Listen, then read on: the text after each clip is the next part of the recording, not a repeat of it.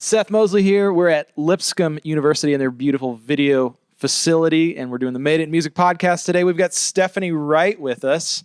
Thank you so much for being here. You're welcome. I'm happy to be here. Yeah, this is going to be awesome. We're going to be learning about what it's like inside the record label machine. There's a lot of misconceptions out there and things that, none of us, neither of us probably even knew before getting into the business. That's how things work. So we're going to dive into that today. Great. So let's talk about, maybe take me back to the moment that you knew that you wanted to pursue a career in the music business. Well, it was a long time ago, 20 plus years.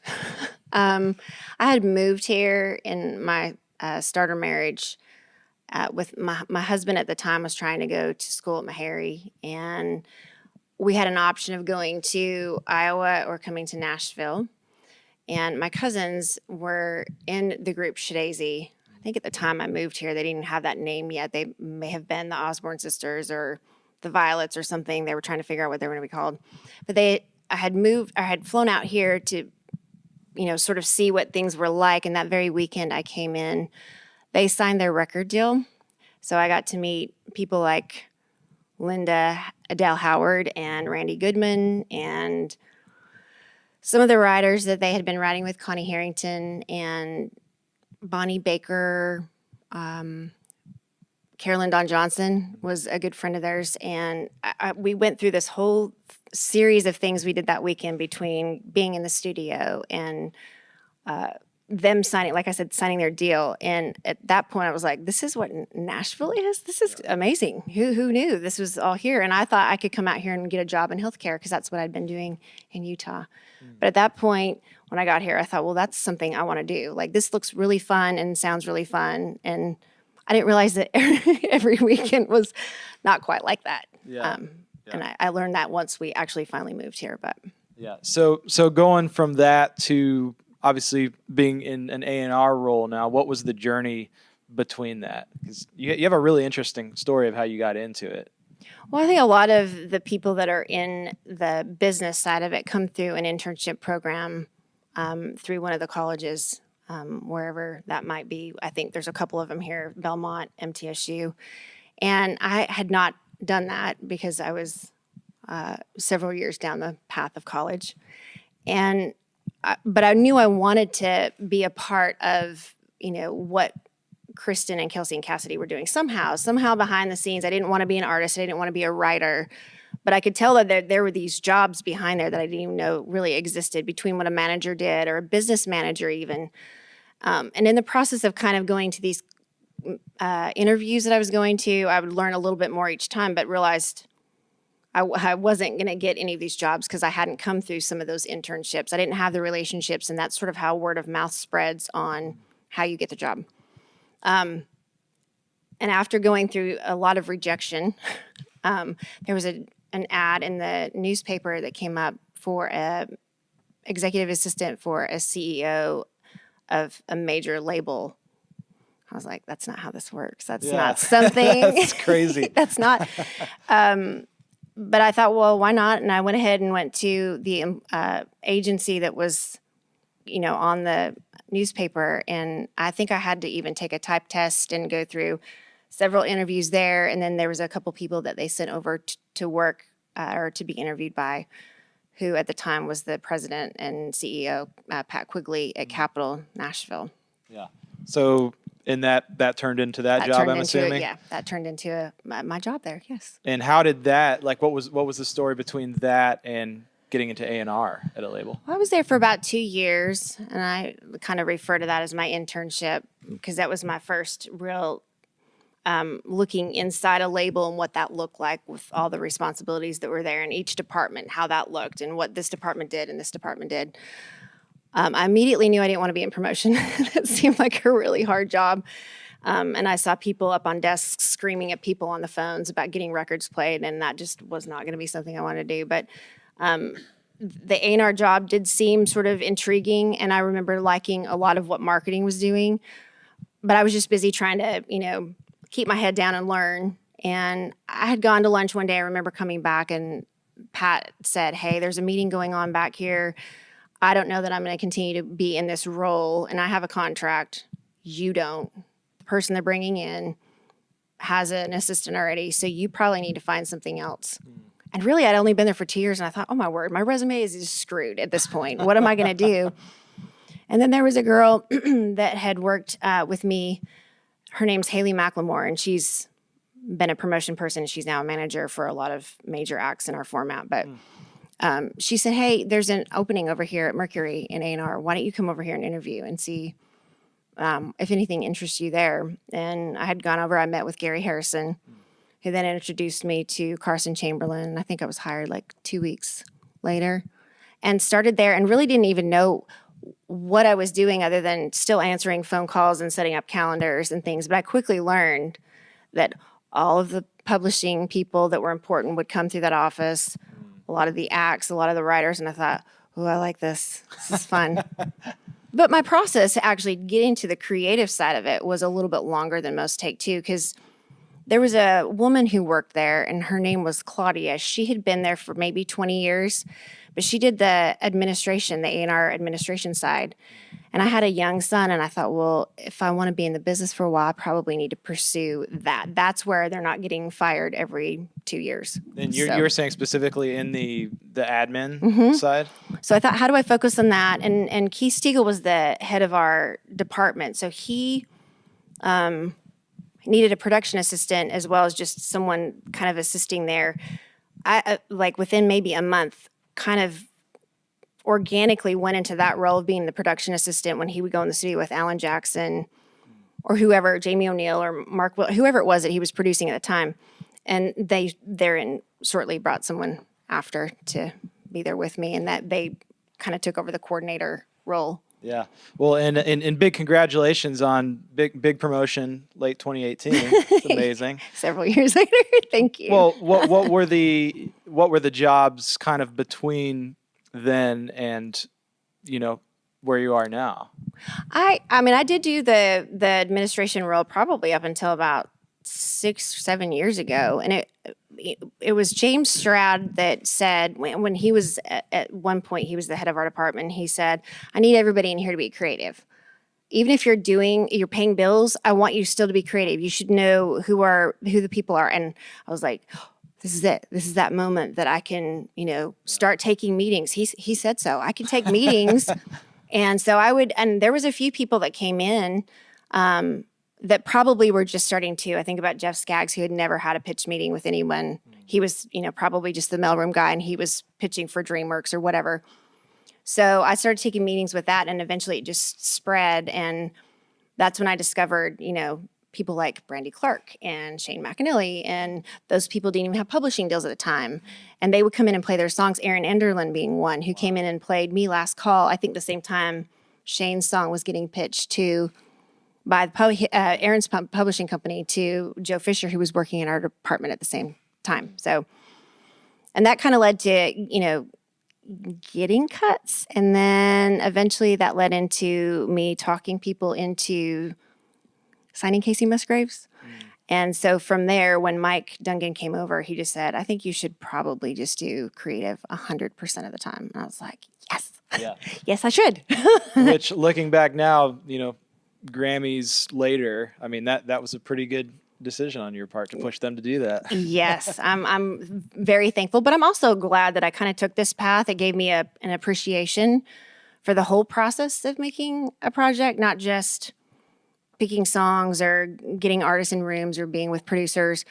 I kind of looked overall, and I took the slow roll, but that meant I got to watch a lot of different executives do a bunch of different things, and that sort of helped me decide, oh, don't do that, don't do that, don't do that. And we ended up with, Sam Hunt going out and doing what he did and making a big impact in our format by me watching, by taking the slow roll and watching other people kind of mess up. I was able to go, okay, this is not what we do. This is not what we do. We do this instead. Yeah, that's good. So how exactly would you describe your role now? What all does that encompass? I think it encompasses a lot of different things depending on where the artist is. If we're recruiting talent and it's a brand new baby act, chances are they're coming from a publishing company. or they've had some experience either coming to Nashville or writing, or at least being around enough to know what the Bluebird is and how some of this stuff all works. And it's a little bit of a faster pace on the new end now because you're having to jump in quicker because everybody's trying to sign these new acts that are coming in. So that's one part of it. The other part is dealing with a lot of these established acts that maybe are coming out on their sophomore record or 3 or 4 projects in, and you're trying to help them go, okay, how do we assess where we're at? How do we continue to grow our audience? How do I stay within, what I feel really great about and who I am as an artist and my brand? And how do I continue to get people to want to stay engaged? And who should I be writing with? Are these songs too, all the different variables that go on with creating a project, not just when you're brand new, but when you're, 3 or 4 projects in. Yeah. So what does that kind of look like on a, weekly basis, if you can even, or a daily basis, if you can even kind of quantify that? Some of it's taking song meetings and meeting with publishers. Some of it's having coffee with a writer. Some of it's having, drinks or lunch with an attorney. And that could vary within the day. But I would say, thankfully, there's still, time to listen to songs that are getting pitched. And having that engagement with people, because I think that's really where you find out the most information.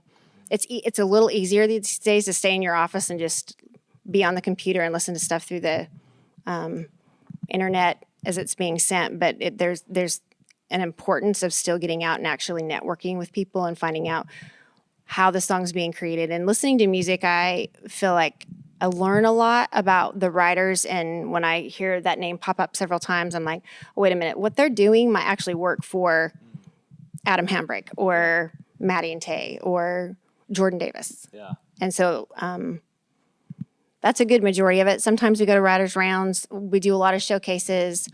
It involves traveling quite a bit, especially out to these acts that are newer and seeing what their shows look like and how their, what their stage presence is and how their show flows and what songs are getting reactions and what aren't getting reactions. And then we take that back and go, okay, these songs right here are probably the things that we need to focus on when we go back in the studio. So that's what I was going to ask. Is there a lot of travel in the role where you're kind of going out, seeing how these songs are reacting live? Because a lot of it is just, I would assume, just going with your gut, right? But yes. Then kind of validating it with, yes.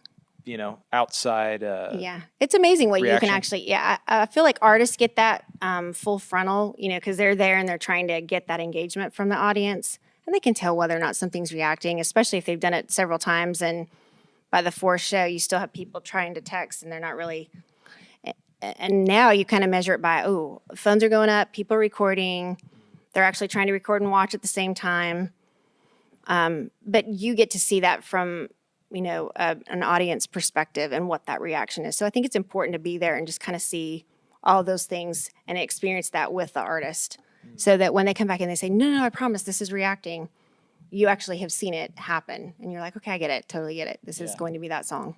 I think when we're talking about A&R, the role, what it is specifically, there's probably more misconceptions around what it is than almost anything else in the business. How would you define it? Like, what is A&R really?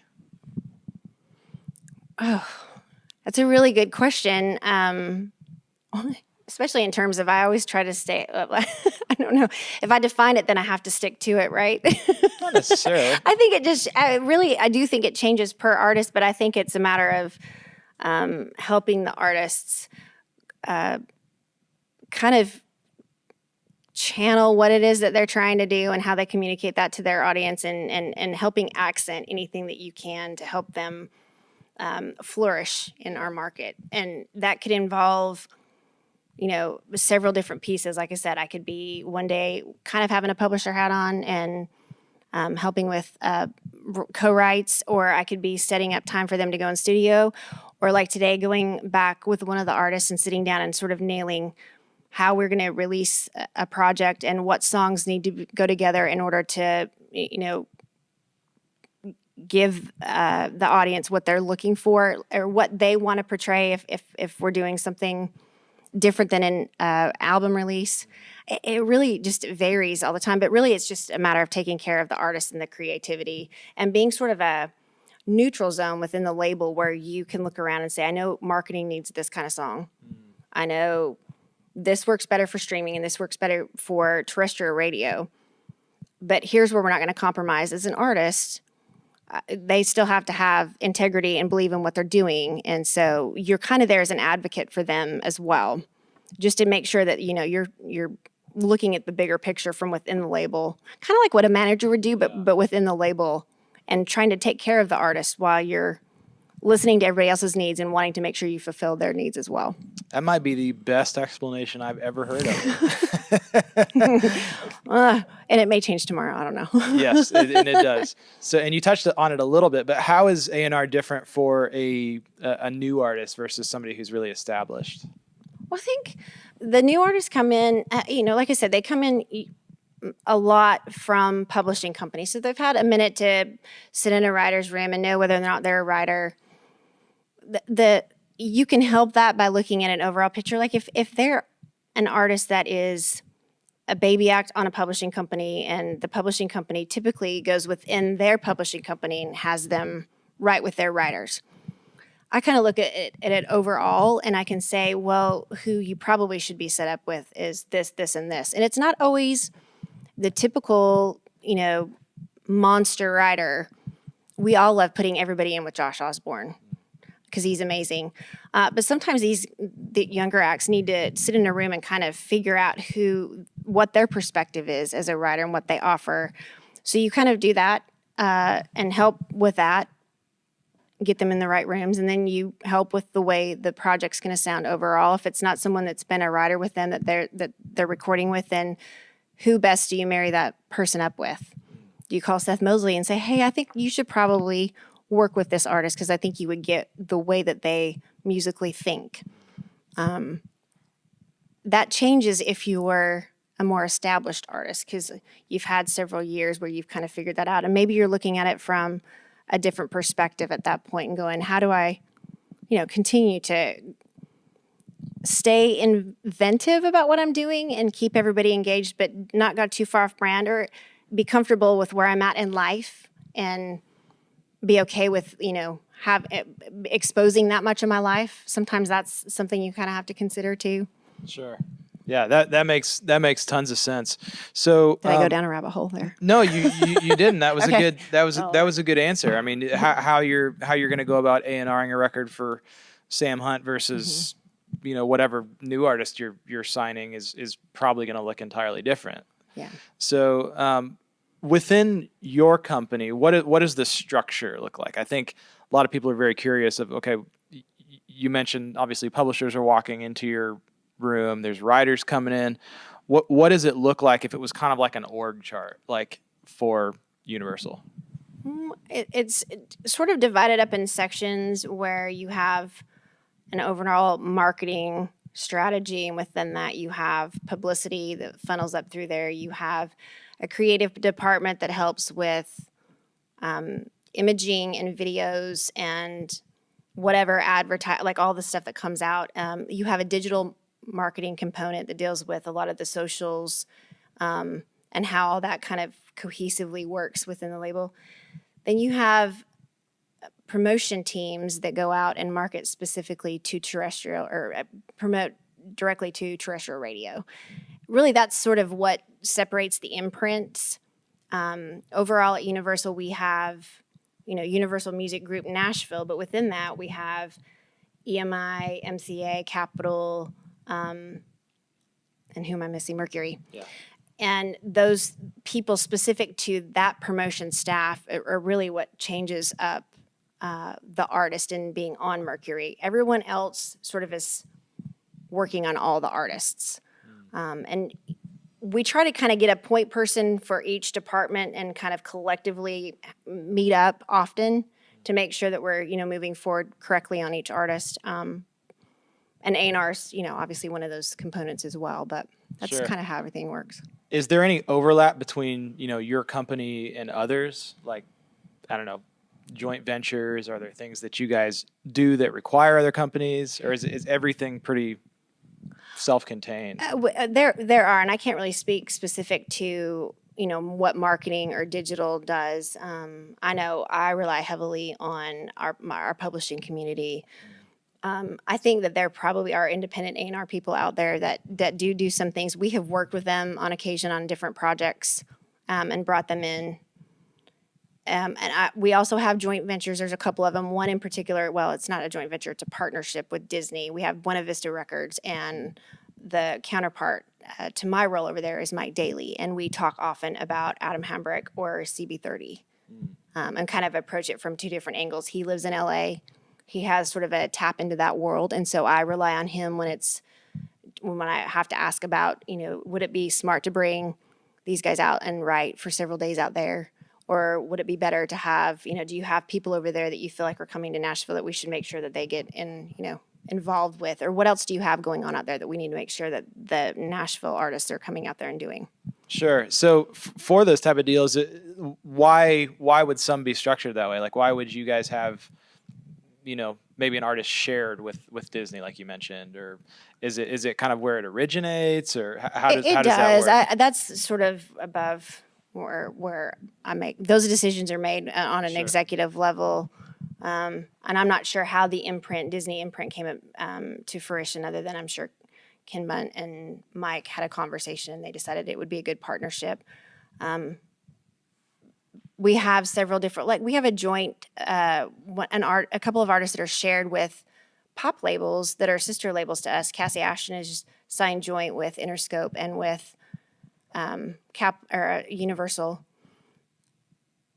and I think mainly because of the type of music she creates, where it could potentially fall in our format. There may be certain things that we could work potentially out of here, and there also are things that they can potentially work out of their world. More on the pop side versus just country. So, and that was going to be my next question: is how do you guys handle genre? Is there genre overlap in your system?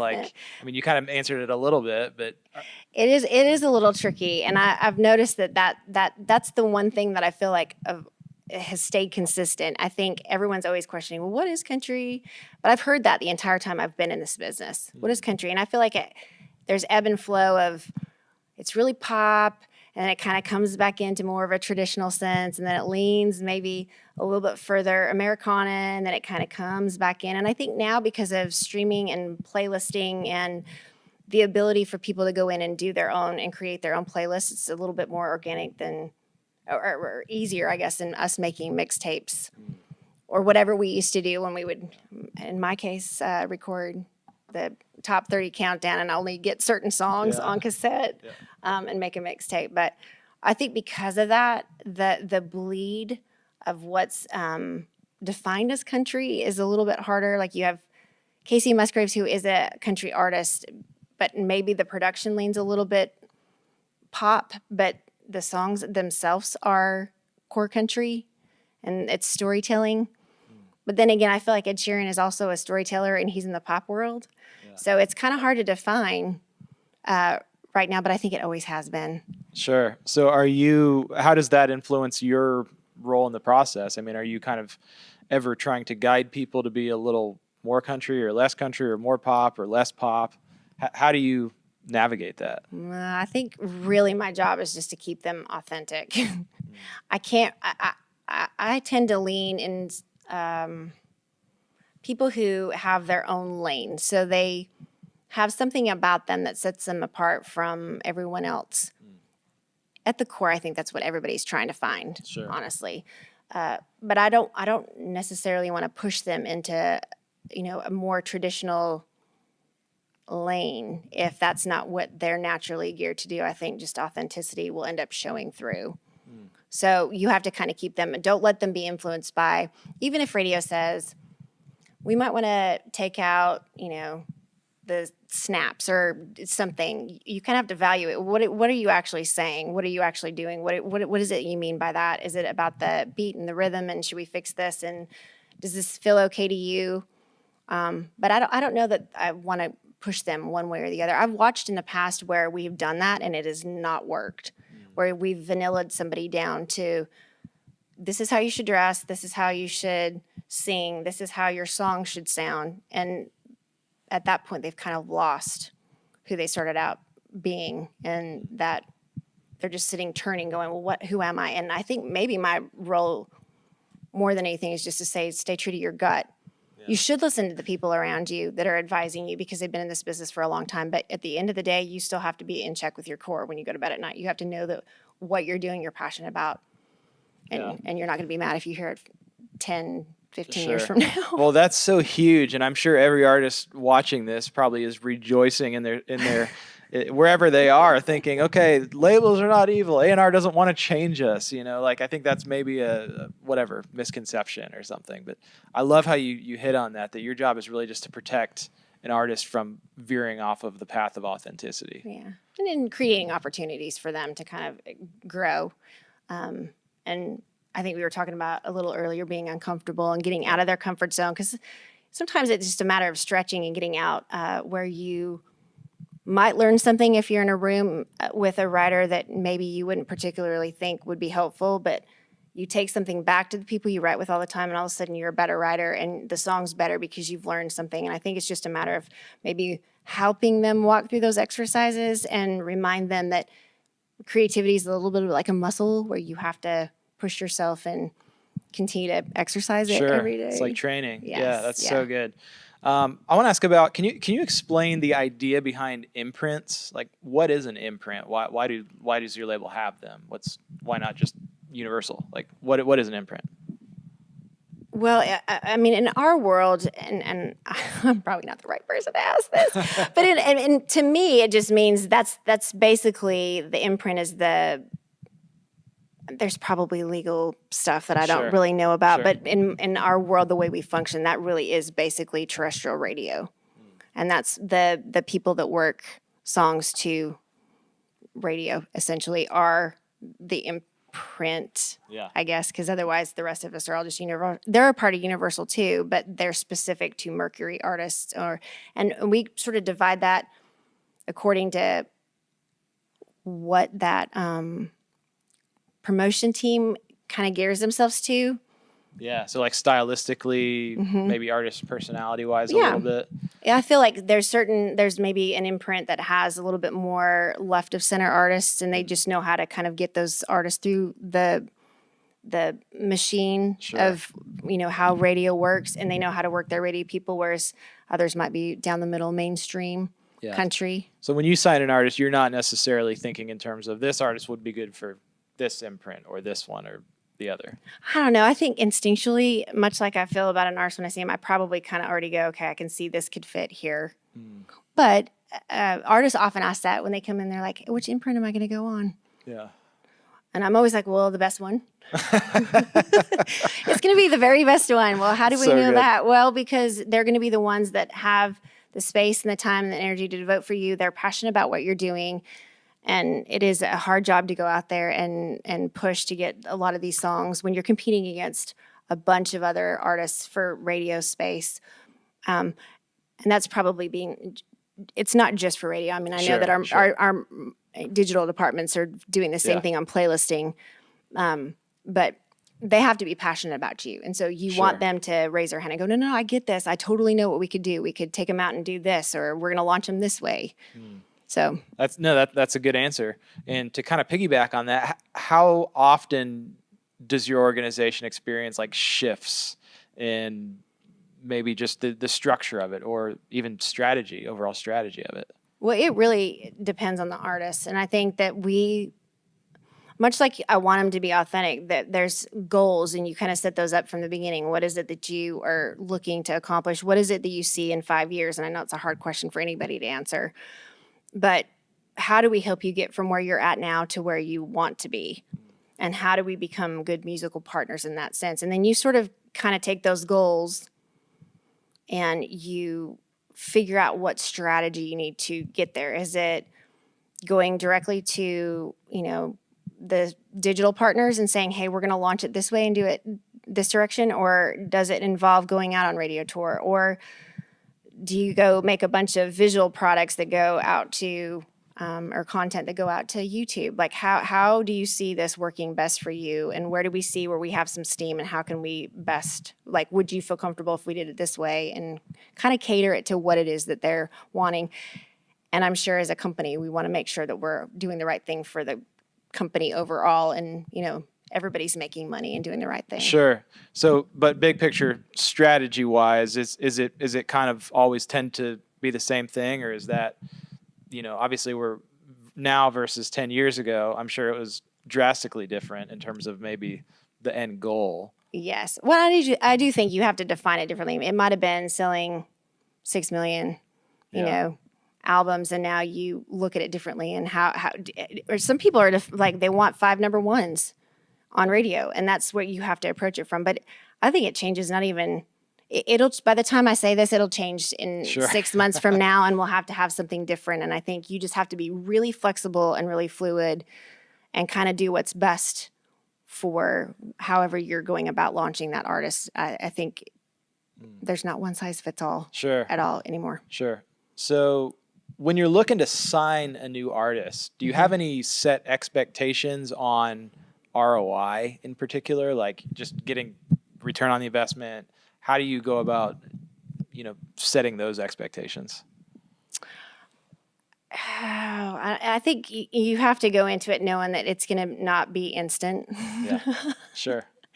And you have to know that they are going to be in it for the long haul too. You try to have a lot of those discussions up front. Do you want to be someone that's on the road all the time? Are you going to be okay with leaving your family?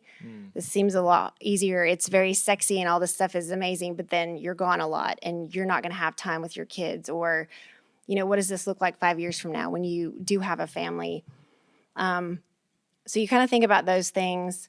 What are their goals to, open up shows? Are they just going to be good with doing a circuit of bars, or do they want to play at LP Field or Nissan Stadium or whatever the venue is? And kind of look at that. I would think Mike would always opt for the Nissan Stadium. Sure. That would be the end goal. But we also know that that's just not that way it works. Everybody's got sort of different paths and are going to get to and you just have to figure out if it makes sense, if you can help that person get to those goals. Yeah. So from the end of the label, knowing that, okay, this is not going to be an instant thing. We're not just going to, put all of our efforts and resources behind an artist and we'll return our money tomorrow. Like it's not just going to happen like that. It's not. It's a slower roll than most people think. And I think we've heard it said a lot. People have been here for 10 years and they're like, how we've never heard of you. You've been here for 10 years. But I think it's just that grind of figuring it out and being out on the road and kind of, moving things forward. No, that's good. I think a lot of people, question what do labels actually look for. And what I'm hearing you say is like, okay, well, if we get behind an artist, we got to know that we're in it for, it's a marathon. It's not a sprint, because you're not just going to snap your finger magically and have an artist just be headlining Nissan Stadium, right? As you mentioned, overnight. Well, I do think it shifted a little bit, because I think at the time I started, everything was focused sort of on an overall album, and we would work toward an album. And now I think it feels like our format's a little bit more song driven, like per song. And artist deals may look differently in the future. It may not be that, we're setting up album deals. Maybe it's something other than that. The way we release songs. I think the consumption of music is at more of a rapid pace. Radio still tends to run a little bit slower, just in the crawl of what it takes to get up the charts and that whole spin game. But as far as putting music out there, I think, in order for an artist to stay out on the road, they have to have music that's released more often than just 2 songs a year, potentially, especially if you're a baby act. So I think we're just having to look at that a little bit differently too. Yeah. And when you're looking at artists on the front end, what makes an artist signable in the first place? Well, I sort of am a sucker for a good texture and voice and that kind of thing. You want to know that they can actually deliver something when you sit them down in front of people. Sometimes it's the songwriting's there, and you probably just need to refine a little bit more how it sounds when it's coming out. They just have that sort of intangible thing that you can't really write down on a piece of paper. Like if you're going in for a job interview and you fill out the form and it says you have to do this and type this fast and whatever, there's a lot of that intangible stuff that happens that you can't really define when you're around someone, but you can feel it. I remember thinking that the moment I sat down with Sam, and just there was a presence about him and some sort of confidence that I don't know if he knew, or maybe he does know he has it, but and I had the same thing with Kacey, and I didn't really know her. I cold called her one night and said, I know you don't know me, but I've heard a couple of your songs and I think we should go have lunch. And we did. And I just remember sitting across the table from her thinking, she's got all these things, and I don't even know she knows that she has all this stuff about her. But I came back going, oh, I got to figure out how to work with her. And I felt the same way about Sam. Wow. That's very well said. And your gut has it is. And your gut has proven to be right in both of those instances. So can you talk about what enables an artist, just since we're talking about Sam and Kacey, what enables an artist to have longevity in over, they're not just going to be a one-hit wonder? Well, I think those two artists specifically are similar in that they both are very confident in their songwriting and ability to talk to their listener. Kacey's good about the conversational aspect of her songwriting. She's very comfortable with, and I feel like that potentially is part of it. I also think the endurance of how the rigorous schedule and being able to be on camera at one point and then turning around and doing a phoner and then sitting in a writer's room and writing and then being on stage and then the travel in between and not getting exhausted. And I think there's a reason that there's not a ton of superstars, because that's a lot of endurance to get to that point. And some of it involves luck and timing. I think about Chris Stapleton and how he's been here for years writing, and we all loved the songwriting that he was doing, but he had taken a couple stabs at radio, one, I don't know, two before I think that golden moment when he was at the award show and won those awards and performed with Justin, and it just completely took off from there and changed everything for him. But some of that just happened to be timing. Sure. And strategy. Yeah. You always want to hope that those things line up, but I think that's part of it. In Sam's case, or even in Kacey's case, I think they were just so unique and different at the time they came out that people gravitated to it. They're much like maybe the Dixie Chicks were when they came out, because people are like, oh, I love this. I didn't know I liked this. I didn't know we needed this, but now I know we need this. So that's part of it. That's so good. Well, as we're wrapping up, we are going to dive into our last portion of the interview, which we call the lightning round. Lightning round. Best advice ever given to you? I think it's just to have courage and to be inclusive. I think a lot of times we don't realize we should share what we have with others, and much like this. You're doing it right now. Yes. And I didn't really have a lot of that. I didn't have like a mentor that sat down and said, you're going about this the right way, or you're not, or do you have questions? And I found myself always wanting to look at these young kids going, this is why this didn't work. This is what you should stand up for yourself and insert yourself in this position. Because I didn't have that. I kind of had to figure that out on my own. That's good. Top trait in the successful artists that you work with? Being kind. I look at Reba and Kenny and Luke, Chris, and they're nice. They're nice to everyone. I think it makes a big difference. Wow, that's good. One thing you wish would change in the music industry? Well, maybe the pace, and I mean that on many levels. The pace of how quickly we have to turn things around now, and how quickly artists are getting signed, and how quickly they have to develop. And sometimes that's not good or bad, but I do wish that part of it would slow down a little bit. On the other side of it, I feel like maybe the crawl at radio is a little slower, and I wish that would speed up a little bit faster. Yeah. So I guess overall pace. Yeah, that's good. Let's see. Favorite. Okay, well, here's a good one. What about a song that almost didn't make a record that turned out to be a hit? Do you have any of those experiences? Ooh, I might have had to think about that a minute. Yeah. Maybe. I'm going back through. Last call, quite honestly, I remember I was in the studio with Leanne, and she wasn't 100% sure she wanted to cut it. And she's like, does the label really like this? I mean, do y'all really like this song? And I was like, yes, you have to put it on your project. Yes, you need to go in and sing this song. Yes. Wow. And then she went in, and that ended up being a big success for her. And therefore kind of being a success for the writers too. Yeah, of course. That's awesome. Yeah. And lastly, let's do a fun one.